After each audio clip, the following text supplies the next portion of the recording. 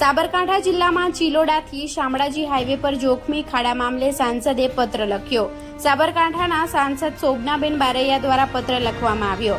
National highway ઓથોરિટીને પત્ર લખી યુદ્ધના ધોરણે સમારકામ કરવા જણાવ્યું હતું।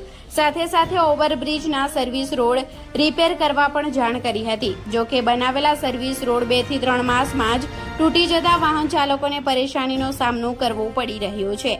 નબળા પેવર બ્લોકની કામગીરીને લઈ સર્વિસ રોડની હાલત ભંગાર થઈ ગઈ છે।